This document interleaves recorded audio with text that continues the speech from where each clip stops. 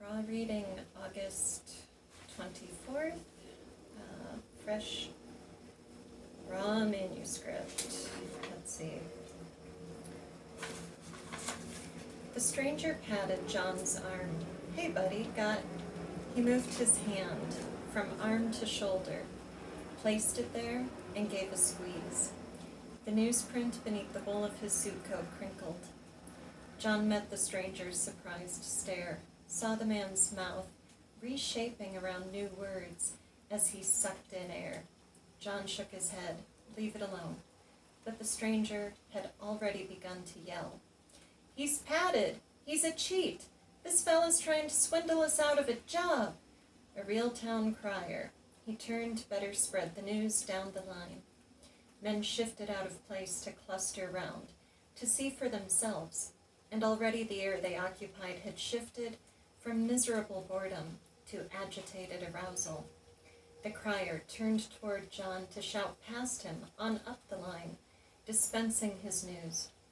John drew his hand back, level with his shoulder, and lumps of paper shifted with the movement.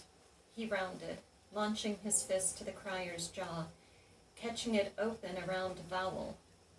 The blow knocked the word right out of his fat mouth, loosened a tooth, too. The crier staggered and dropped. The others who had gathered, risking their order in line for the spectacle, shuffled themselves, glancing at each other for the subtle, even psychic communication that defines the collective moment.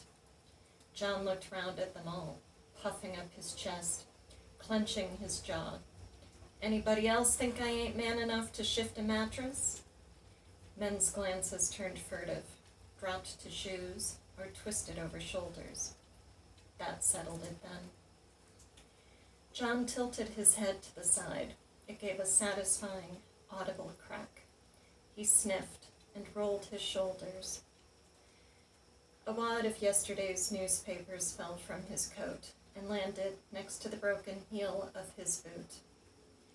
Again, the air changed, charged instantly with vicious aggression of the feral.